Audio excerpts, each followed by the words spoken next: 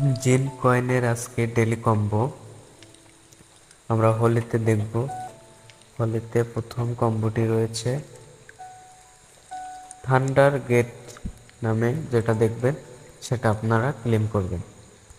তো আমি এখন ক্লেম করছি, প্রথম কম্বোটি আমার হয়ে গেল।